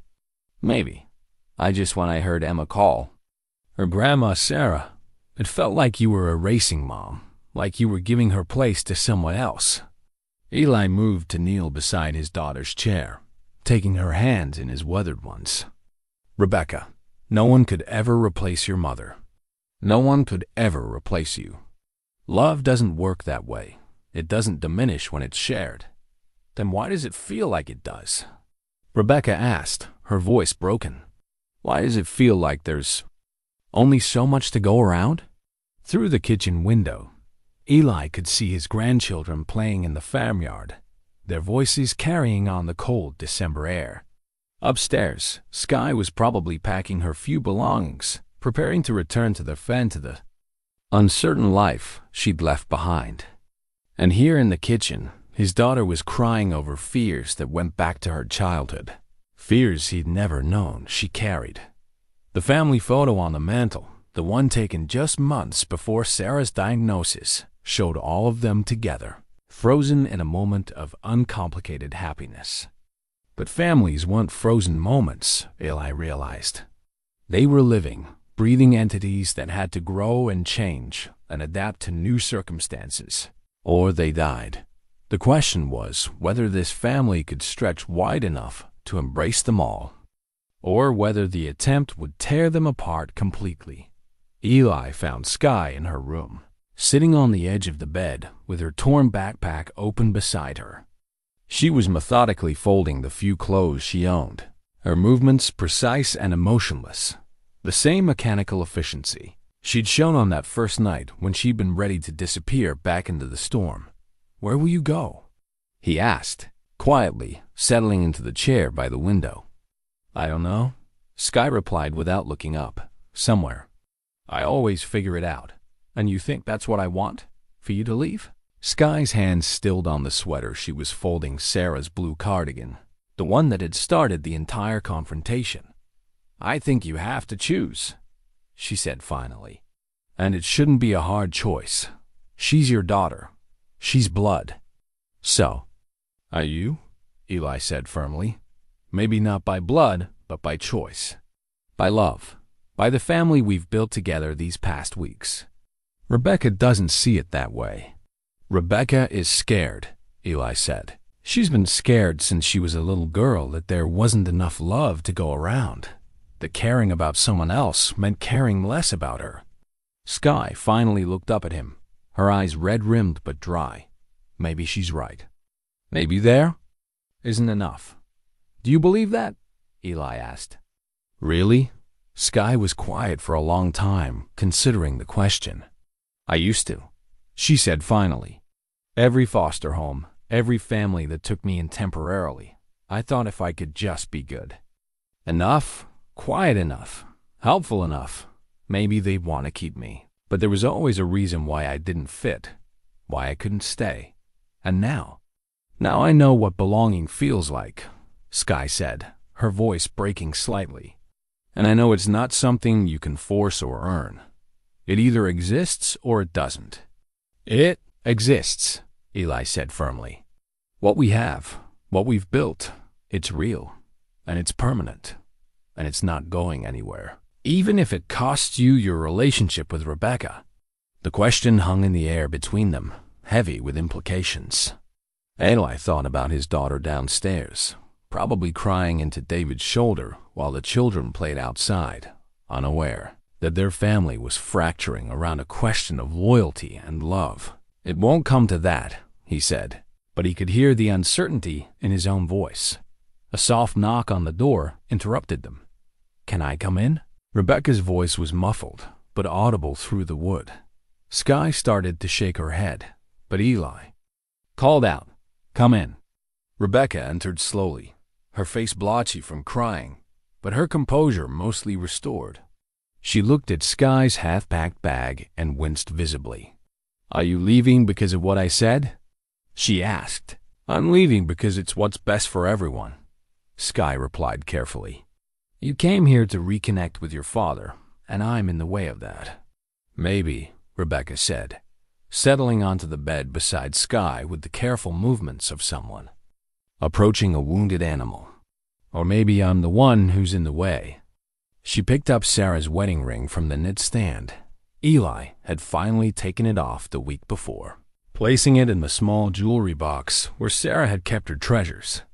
He'd meant it as a symbolic gesture, a sign that he was ready to embrace new forms of love without diminishing the old. But seeing it now through Rebecca's eyes, he realized how it might have looked like another betrayal. "This was my mother's," Rebecca said, holding the simple gold band up to the light. "I know," Skye said quietly. "He told me about her. About how much he loved her, how much he misses her.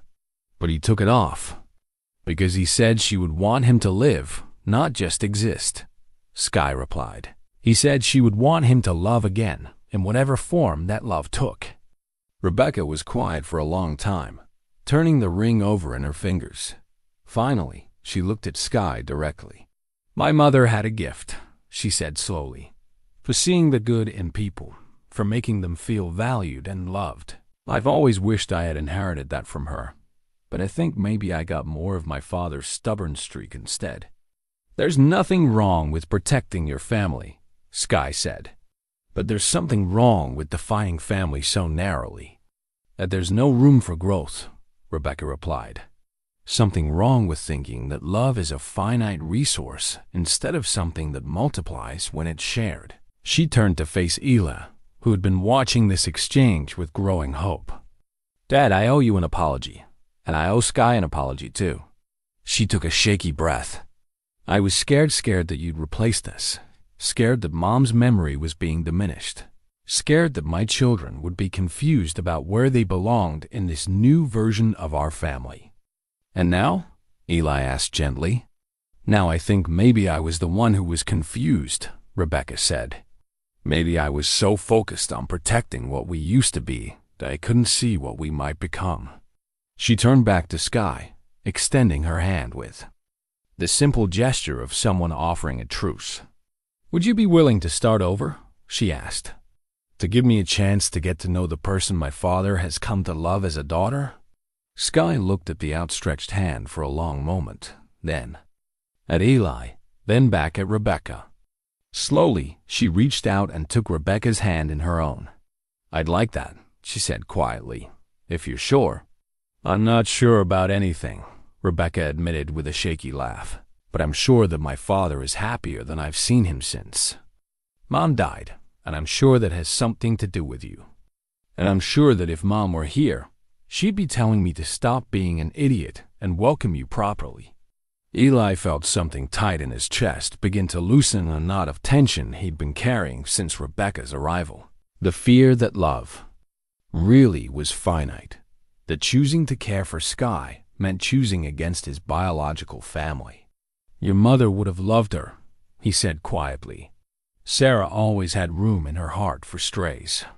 "Then I guess it's time I learned to be more like my mother," Rebecca said, squeezing Skye's hand gently, starting with unpacking that bag and figuring out how to make Christmas dinner for one more person than we planned. As the three of them sat together in the afternoon light streaming through the bedroom window, Eli realized that families weren't just born, They were made day by day, choice by choice, through the deliberate decision to expand hearts rather than guard them, to build bridges rather than walls. The wedding ring caught the light as Rebecca slipped it back into the jewelry box. And for just a moment, Eli could have sworn he felt Sarah's presence in the room, not as a ghost or a memory, but as a living part of the love that connected them all, blood and chosen family alike. Spring came early to Lancaster County that year, arriving on the heels of a winter that had transformed everything it touched. Eli stood in his farmyard on a warm April morning, watching Skye teach Samuel and Emma how to plant seeds in the garden that had been Sarah's pride and joy. Rebecca knelt beside them, her hands dark with soil, laughing at something Emma had said about the way bean seeds looked like tiny green thumbs. The scene would have been impossible to imagine 6 months ago, when Eli had walked through his days like a man underwater, when his house had echoed with emptiness and his farm had felt more like a burden than a blessing. Now the air rang with children's voices and friendly arguments about proper planting depth, and the garden that had lain fallow for 3 years was being reborn under careful hands. "The tomatoes should go over there," Rebecca said, pointing to the sunniest corner of the plot. "Mom always said they needed morning light to ripen properly." "That's what your dad told me too," Skye replied, consulting the notebook where she'd been carefully recording everything Eli taught her about farming and life. "Though he said I should start small this first year, not trying to plant everything at once." "Good advice," Rebecca agreed. Mom learned that the hard way. Her first garden was so ambitious that half of it went to weeds because she couldn't keep up with it all. The easy reference to Sarah's memory, spoken without pain or possessiveness, marked how far they'd all traveled since that difficult Christmas. The weeks following Rebecca's initial visit had required patience and grace from everyone involved, countless small conversations and careful negotiations about family traditions and expectations. But gradually, tentatively, they found their rhythm as an expanded family. David had been the bridge in many ways, his calm perspective helping everyone navigate the emotional complexity of blending old relationships with new ones. The children, with the adaptability of youth, had accepted Skye's presence with remarkable ease once they understood that loving her didn't mean displacing anyone else. "Can we plant flowers too?" Emma asked, her small hands already dusty with earth. "Pretty ones that smell good?" "Of course," Skye said, pulling a small packet of seeds from her apron pocket. "These are sweet peas. They'll climb up that trellis and bloom all summer long." Eli smiled, remembering Sarah's own love of sweet peas. How she'd always planted them near the kitchen window so their fragrance would drift inside on summer evenings. Some traditions, he'd learned, were meant to be continued rather than preserved unchanged. The legal papers making Skye officially part of the Yoder family sat in a frame on the kitchen mantel now, signed by judges and witnessed by neighbors who'd watched the transformation with interest and approval. The adoption process had been complicated by Skye's age and history, but Jonas Stoltzfus had spoken on Eli's behalf to the bishop, and the community's support had helped smooth the official channels. "She's brought him back to life," Jonas had told the social workers who'd investigated the arrangement, "and he's given her the stability she's never had. Sometimes the best families are the ones we choose for ourselves." Now, as Eli watched his expanded family work together in the garden, he marveled at the truth of Jonas's words. Love really did multiply when it was shared, creating abundance where there had been scarcity, hope where there had been resignation. "Grandpa." "Eli," Samuel called from where he was carefully spacing carrot seeds. "Skye says you're going to teach us how to milk the cows tomorrow. Is that true?" "If your mother says it's all right," Eli replied, glancing at Rebecca for confirmation. "As long as you're careful and do exactly what Grandpa tells you," Rebecca said, her tone carrying the familiar authority of motherhood. "And as long as you don't mind getting up before dawn." "We don't mind," Emma declared with the confidence of someone who'd never actually experienced a 4:30 wake-up call. "We want to help with everything." As the morning wore on, Eli found himself drifting between past and present, memory and reality.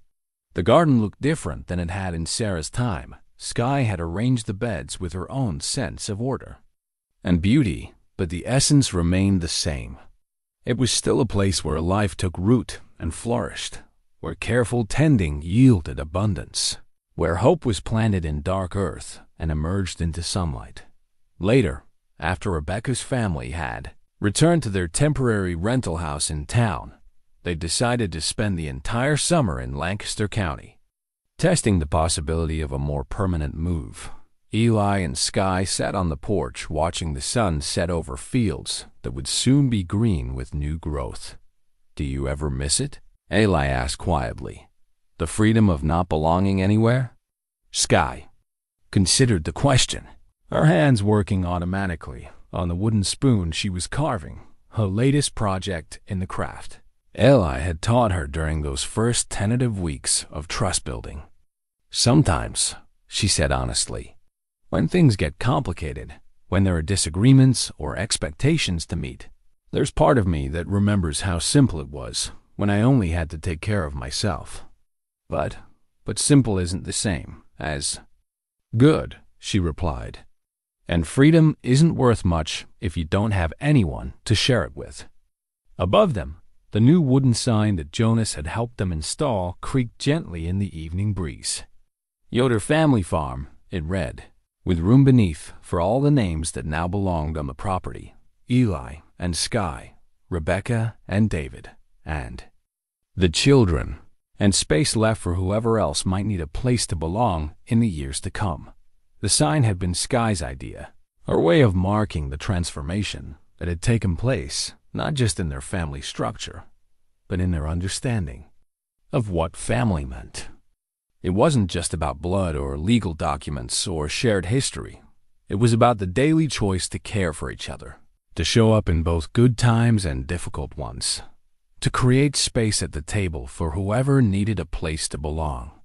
"I used to think belonging was something that happened to you," Skye said, setting down her carving to watch a hawk circle lazily overhead.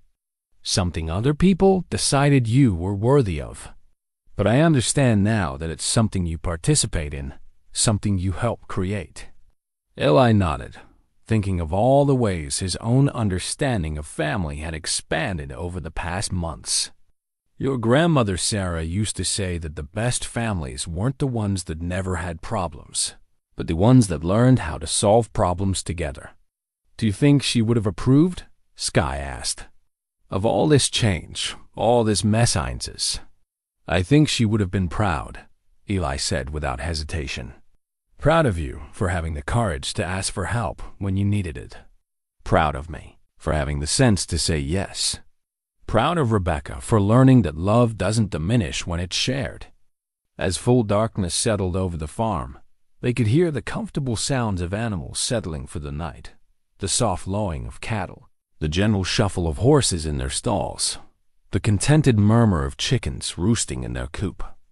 These were the sounds that had comforted Eli through 40 years of marriage and 3 years of solitude, the rhythms of agricultural life that connected him to generations of farmers who had worked this same land.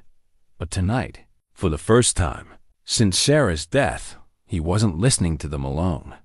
Tonight, he shared them with someone who understood their meaning, who found the same peace in their familiar patterns that he did. "Thank you," Skye said suddenly, her voice soft in the gathering darkness. "For what?" "For saying yes when I asked. To sleep in your barn.